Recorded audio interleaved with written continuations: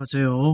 오늘은 8.15 광복절이 어제였고, 최근에 연예인 하영의 4대조, 정조 할아버지, 그 다음에 자기 할아버지, 예, 그런, 뭐라고, 집안 자랑을 한 게 어떤 사람이, 이, 친일파 자손 아니냐, 뭐, 이렇게 해서 상당히 시끄러운데요.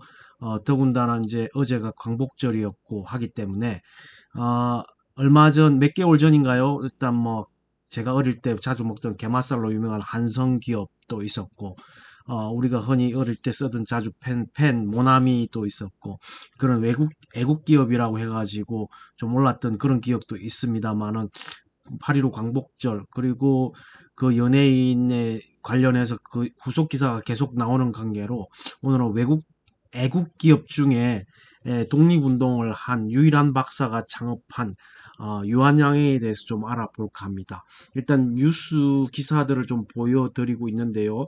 현재 보시면은 블랙록에서 지분을 취득했다라는 소식도 있고, 여기 보시면 뭐 교보 유한양행 또 동화약품, 그 활명수 동화약품과 그다음에 이제 OSS 요원이었다고 하는 뭐 이런 내용도 있지만, 어쨌든 2분기 실적도 괜찮았고, 가장 뭐 뭐라고 할까, 미국의 FDA의 1호라고 할까요?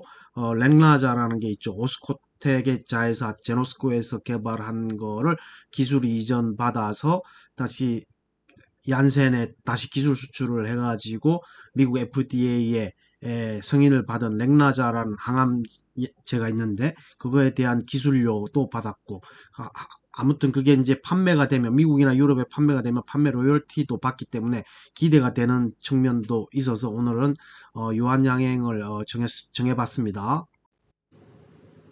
우선 신문 기사를 한번 보겠습니다. 어쨌든 뭐 동화약품, 뭐 활명수, 가스활명수로 유명한 동화약품도 있고, 이분에 대해서도 뭐 한번 참고적으로 보시고, 어 제가 자주 즐겨보는 예능 프로 중에 벌거벗는 세계사가 있는데, 가장 최근에 나온 얘기가 이제 유일한 박사에 대한 얘기가 나왔는데, 저도 그 방송을 보고 좀 새삼 놀라긴 했는데, 어렴풋이 알고는 있었지만, 이분이 OSS 요원, 그 나이에 한 50대였는데 OSS 요원으로 발탁돼서 혹독한 군사훈련을 받고, 1945년 8월 18일인가에 이제 국내에 침투하려고 했는데, 8월 15일 날 일본이 이 항복을 하죠. 항복 선언을 함으로써, 물론 그 전에도 우리나라 강복군이 이 미국 OSS 용과 함께 그 작전을 전개하려고 했는데, 그냥 3일 전에 일본이 항복 선언을 하는 바람에 그 계획이 무산됐던 걸로, 아마 여러분들도 좀 역사에 관심이 있으신 분들은 알고 계실 겁니다. 어쨌든 이 유일한 박사는 아버지가 뭐 뭐라고 할까, 청일전쟁, 러일전쟁을 보고 겪으면서, 힘없는 나라의 운명은 저렇구나 해서 아들인 유일한 박사를 9살 때 미국으로 보낸다고 합니다. 공부시키려고. 그래서 여기 보시면 9세, 9세에 미국으로 건너가 한인 소년병 학교의 군사훈련, 이때가 14세 때 군사훈련을 받았다고 해요. 그래서 1919년 필라델피아 한인 자유대 민족의 경제적 신체적 자립을 역설했다. 그때 뭐 독립신문을 어, 창간한 어, 신재필 선생인가요? 최재필 선생도 있었고, 그때 뭐 이승만도 있었다고 하는데, 어쨌든 그때 뭐 여러 독립운동가들이 있었고, 그 자리에 함께 참석했었다. 그리고 이제 1940년대에는 이미 이제 나이가 50대 50대에 육박했는데, 젊은 사람들과 엄청난 그 혹독한 군사훈련을 받고 국내에 투입됐다고 합니다. 그래서 그 넵코 뭐 작전이라고 하는데, 어쨌든 이 유일한 박사가 한번 국내, 미국에서 사업을 처음에 했다고 해요. 그때 숙주나물로 사업을 했다고 하는데, 숙주나물 사업을 한 게, 그 이제 중국 식당에 가면 재료로 숙주나물을 많이 쓰는데, 숙주나물의 이게 안 좋은 점이 빨리 상하잖아요. 빨리 이제 상하는데, 이거를 안 상하게끔 그럼 지속성을 넓히는 통조림 형태로 숙주나무를 보관하는 방법을 개발해서 사업을 했는데 엄청 성공을 거뒀다고 합니다. 여기 보시면 이제 미국의 식품회사를 해서 성공을 세웠던.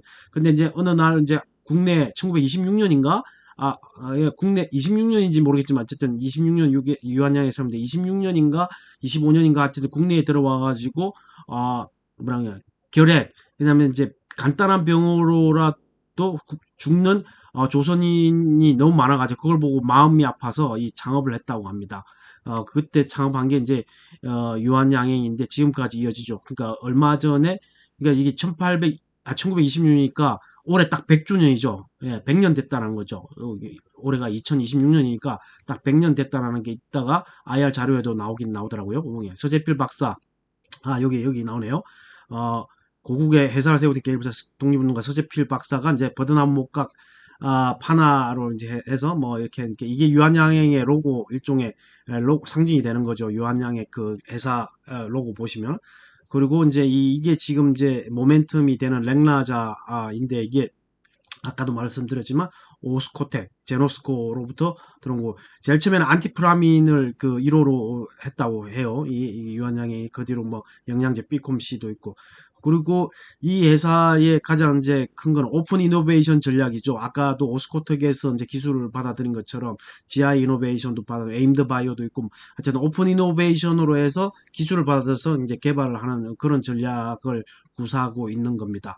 그리고 이제 여기 보시면은 이제 이 실적이 좋았다. 그리고 여기 좋았다라고 바이오 기업들이 실적이 좋았다라는 기사도 있고요. 여기 뭐 셀트리온도 나오고 삼바도 나오고 뭐 한미약품도 나오고 여러 회사들이 나오는데 유한양행도 뭐 2분기 영업이익이 이제 별도는 614억, 연결로는 669억 정도가 나왔고요. 매출액도 뭐 6,140억인데 연결은 이제 한 6,700억 정도 나왔습니다. 그리고 라이센스 수익이 이제 수익이 589억인데 이게 이제 비소세포 폐암 치료제 레이저 티닙 렉나자가 이제 미국에서 유럽에서 상용화 때문에 마일스톤 3천만 달러를 수령했다고 해서 이제 2분기 실적이 좀 좋아졌는데 이게 이제 상용화되면 이제 판매가 되겠죠. 이제 판매 로열티가 몇 퍼센트인지는 모르겠지만 판매가 되면 이제 판매 로열티가 이제 들어오겠죠. 알테오젠처럼 뭐 알테오젠은 머커의 그 2%라고 나오고 그 이후는 뭐 한 5% 정도 뭐 되는 건데 어쨌든 이 판매 로열티가 이제 중요하겠죠. 그리고 또 얼마나 미국이나 유럽에서 얼마나 판매가 되느냐 또 중요할 수 있겠습니다. 그리고 이제 여기 보시면은 블랙록이 이제 얼마 전에 8월 10일 날 공시했는데 유한양의 지분을 6.5% 취득했다. 그 다음에 뭐 알테오젠도 8월 7일 날 5% 하고 HLB도 7.15%. HLB를 취득했다라는 거는 제가 볼 때는 그 지금 세 번이나 FDA에서 뭐 CRL을 받아가지고 보완하고 있는데 모르겠어요. 이번 주 또 도전하겠지만 어, 항서제약하고 하는 그게 어떻게 될지는 모르겠습니다. 어쨌든 뭐 여러 번 도전해서 이제 좀 이번에는 FDA 인가를 받았으면 하는 개인적인 바람이 있긴 한데 오늘의 초점 회사는 유한양이니까 어쨌든 블랙록 이런 외국계 IB들도 지금 뭐 우리나라 바이오를 좋게 보고 이런 지분을 취득했다라는 소식이 호재가 될 수 있다. 이런 생각이 듭니다. 여기 보시면 유한양행도 지난 6월에 5.07% 신규 공시한 데서 그 뒤에 74만 6천 주를 추가하고 지분율을 6.5%까지 높였다라고 합니다. 이런 점을 봤을 때 유한양행에 대한 어떤 뭐라고 할까 렉나자에 대한 걸 좀 좋게 본다. 그렇게 판단할 수 있겠습니다. 2분기 실적 아야를 보시면 여기 보시면 별도와 연결 이렇게 해서 조금 다른데요. 실적은 하여튼 YOY로 잘 나왔습니다. 6,140억 별도 연결은 6,395억인데 이따가 자세히 한번 더 보겠습니다. 제가 정리한 표를 통해서 어쨌든 렉나자 레이저 팀입의 병력요법에 유로 출시되는 3천만 달러 아까 기사에 나온 것처럼 이게 반영이 되어서 좀 증가한 게 있고요. 그 외에도 이제 뭐 기타 자회사들의 실적도 반영이 됐다. 그리고 이제 성장 전망에 여기 보시면 레이저 티닙 이게 아무래도 뭐 주가 상승의 모멘텀이 될 수 있으니까요. 올해 7월부터 리브리반트 SC 제형의 J 코드가 적용되면 처방 확대. 이제 이게 뭐 렉나자가 레이저 티닙 플러스 리브리반트하고 병용요법인데 이 병용요법에 대한 이 SC 제형이 J 코드가 이제 적용되면 처방이 이제 확대돼서 판매가 많이 이루어지면 판매 로열티로 유한양행이 가져가고 유한양행은 또 오스코텍하고 6대4로 나누고, 오스코텍은 다시 제노스코와 2대2로 나누는데, 제노스코가 그 전에 이제 뭐 상장을 추진한다고 하는데 여론이 안 좋았죠. 상장하면 안 된다고 그래갖고 결국 오스코텍이 제노스코를 상장 안 하는 방침을 정해서 어쨌든 6대4 100억의 어떤 판매 로열티가 들어온다면 유한양행이 60억, 오스코텍이 40억 먹는 거죠. 그렇게 해서 나누는 거고, 그 뒤에 이제 뭐 여기 보시면 레이저 티닙의 가치를 한 단계 높이는 중요한 계기가 마리포사 임상의 평균 생존 데이터가 아직 도출하는, 이게 뭐 좋게 나오면은 더 가치가 높아질 거다, 이렇게 얘기를 하는 거고. 그리고 아까도 말씀드렸다시피 이 회사의 오픈 이노베이션 전략이 있기 때문에 그 부분은 사업 보고서를 보고 한번 알아보도록 하겠습니다. 일단 이거는 실적에 대한 뭐 자세한 뭐 세부 내용을 이제 해놓은 거고, 해외 사업부에 대한 게 관심이 좀 있기 때문에 이 부분을 보시면은 2분기에는 두 건의 대규모 공급 계약이 있었다. 지난 5월 5일에는 이제 미국의 브리치바이오 파마와 약 560억 원의 원료의약품이고, 그 다음에 5월 19일에도 길리어드 사이언스와 2102억 원의 원료의약품 공급 계약을 맺었다. 그러니까 이제 이 회사 CDMO를 자회사 유한 화학을 중심으로 CDMO 사업을 하는데 원료 의약품을 생산한다는 거죠. 그런 부분도 한번 참고해 보시면 좋을 것 같습니다. 그래서 이제 향후 전망을 보시면은 이제 이 렉나자에 대한 어떤 게 있고, 그다음에 이제 주요 파이프라인 바이오 회사 바이오텍 같은 경우에는 이제 파이프라인이 중요하죠. 이 뭐 약품도 판매하지만 결과적으로 제일 중요한 거는 이제 신약을 개발해야 되는 거죠. 그래서 그 파이프라인이 중요한데, 다수의 글로벌 파트너사와 논의 중인 기술 수출 그 과제가 성장 모멘텀으로 예상하고 있고, 주요 파이프라인을 대상으로 다양한 글로벌 파트너사와 다양한 협력 방안을 심도 있게 논의하고 있다. 근데 다만 아쉬운 거는 새로운 게 안 나왔다는 거죠. 지난번에 레이저 티닙 렉나자 외에 새로운 게 안 나왔다는 거죠. 그리고 지난 6월 20일 아까 1926년 6월 달에 유일한 박사가 유한양행을 창립했다고 해서 이제 창립 100주년을 맞았다라는 거죠. 그리고 이 회사 또 특징이 배당을 꾸준히 합니다. 현금 배당뿐만 아니라 주식 배당도 꾸준히 해준다는 점을 착안하시면 좋을 것 같습니다. 그러면 이제 차트를 한번 보시면은 여기 차트상으로 보면은 주가가 제가 볼 때는 뭐 그렇게 썩 높지 않다고 보여집니다. 어쨌든 뭐 최하단에 6만 5천 원을 찍었고요. 그전에 뭐 10만 원도 넘게 갔습니다만은 기존에 52조 최고가는 12만 9,200원, 이제 최저가는 6만 5천 원이고, 시총이 한 6조 6,600억 정도 되고, 여기에 뭐 여러 사람들이 방송을 많이 보고, 그 다음에 이제 또 광복절이 하기 때문에 또 이런 글들도 많이 올라오고 하는데요. 어쨌든 이 종목에 대해서 2분기 실적 발표를 했기 때문에 2분기 실적을 가지고 분기 보고서에서 보고 좀 더 자세히 좀 알아보도록 하겠습니다.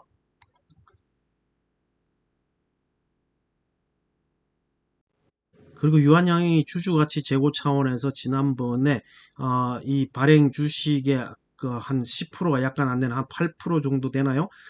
발행 주식 총수가 8천만 주에 가까운데 600만 주 넘는 주식을 소각한다고 했죠.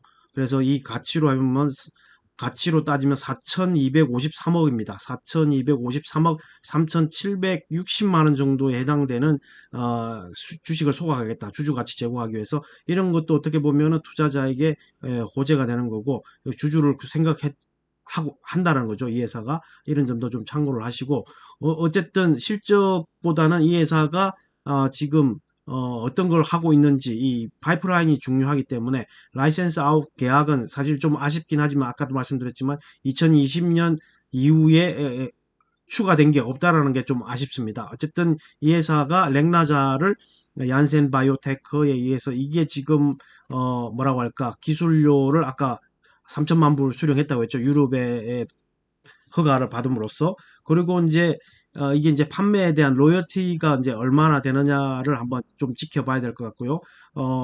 대사 이상 이것도 뭐 길리어드 사이언스 이것도 뭐 반환했다고 계약 종료 됐고요. 베링글 인겔하임 이것도 계약 반환해갖고 해지됐죠. 그래서 날짜가 계약 종료일로 이렇게 나옵니다. 그 외에는 이 네 개는 이제 계속 임상을 진행 중인데, 다만 아쉬운 게 이 두 개가 반환됐다라는 게 좀 아쉽고요. 지금 제일 주력하고 있는 것 여기 보시면 이제 요 5개 중에 여기 세부 내용이 이제 밑에 나오는데 첫 번째 게 스파인 바이오파마 이게 이제 있고 그 다음에 두 번째 렉나자 있고요. 여기에 또 보면은 판매 로열티에 대한 내용은 없는 것 같습니다. 판매 금액이 얼마를 받는다 뭐 그런 거는 좀 안 나오는 것 같고요. 원 개발사 오스코텍 제노스코 이게 나오고 6대 4로 나눈다고 아까 말씀드렸고요.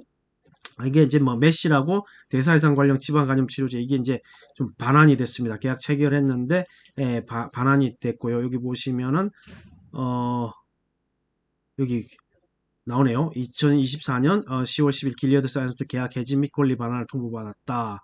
그리고 자체적으로 뭐 진행한다라고 뒤에 또 나오더라고요. 그 다음에 이제 베링거 잉게햄 이것도 지방암 메시 치료는 융합단백질 이것도 라이센스 계약을 25년 3월 6일 베링거 잉게햄부터 계약 해지 권리 반환을 통보받았다. 이렇게 돼 있고 나머지 품목들은 계속 진행을 하고 있고요. 그 다음에 이제 아까 오스코텍 제노스코처럼 라이센스 인 계약을 하는 게 아까 오픈 이노베이션 전략이라고 해서 여러 회사로부터 라이센스 인 계약을 맺습니다. 여기 보면 면역 항암제 항체 상장회사죠. 앱클론으로부터 2016년도에 계약을 했고 그다음에 차세대 AGPR TK 억제제 제노스코로부터 26년도에 또 계약을 했는데 2016년도에 계약했는데 계약 종료는 끝났네요. 이게 그 다음에 이제 희귀질환 녹십자 나왔고 그 다음에 면역 항암제 이중항체 ABL 바이오로부터 됐고 이것도 ABL 바이오도 지금 상장되어 있는 기업이죠. 그 외에도 이제 알레르기 질환 신약 후보 물질 GI301 이게 이제 GI 이노베이션과 하고 있는 거고요. 임상 이상을 진행하고 있다고 나오죠. 그 다음에 표적 치료제 제인츠 바이오 뭐 이것도 임상 일상 진행 중이고 그 외에도 이제 뭐 여기 카나프 테라피틱스 사이드 테라피틱스로부터 했고 24년도 뭐 이런 게 있습니다. 참고하시면 될 것 같고요. 그 다음에 이 라이선스인 내용에 대한 게 구체적으로 여기 밑에 쭉 나옵니다. 이런 게 앞으로 만약에 임상에서 좋은 데이터가 나온다면 또 하나의 모멘텀이 되지 않을까 이런 생각이 듭니다. 어쨌든 ABL 바이오, 앱클론 우리가 기존에 상장되어 있는 회사들로부터 좀 익숙한 회사들이죠. GI 이노베이션 이런 것도 있고 어쨌든 이런 회사들과 이게 기술인 라이선스 인 계약을 해서 임상을 진행하다가 지난번 그 레이저 티닙처럼 뭐 또 미국 빅테크나 해외 빅테크의 라이선스 아웃을 할 수도 있는 거고 자체적으로 임상을 진행해서 데이터가 나온다고 하면 좋게 나온다고 하면은 또 상승의 모멘텀이 될 수 있지 않을까 이런 생각이 듭니다. 이런 점들을 참고하셔가지고 주가 아까도 보셨지만 주가 포지션으로 봤을 때 그렇게 위치가 나쁘지 않다라는 거죠. 차트상으로 보시더라도 나쁘지 않다. 위치가 충분히 아까 블랙락도 지분 인수를 했다시피 뭔가가 있기 때문에 외국계도 투자를 했다. 뭐 당장 팔 거 아니라고 생각합니다. 보통 저런 회사들은 장기 투자의 목적으로 들어오는 회사들이 많기 때문에 앞으로 지켜볼 만하다라는 생각이 드는 거요. 어쨌든 강복절이고 유일한 박사의 독립운동가로서의 그 다음에 우리나라를 사랑하는 마음에 회사를 창립을 했고 그다음 뭐 참고로 그 뭐 이야기 벌거벗는 세계사에 나오는데 안티프라민 그 약이 이 케이스가 단단하게 만들어진 것도 사실 안티프라민 약을 베풀 때 뭐 기차역에서 이렇게 던져주고 싶은데 던져줄 때 이게 깨지지 않게끔 만들기 위해서 그렇게 만들었다고 뭐 김문정 씨인가요? 그분이 이게 설명을 해주시던데 어쨌든 관심 있으신 분은 벌거벗은 세계사도 한번 봐주시면 좋을 것 같습니다.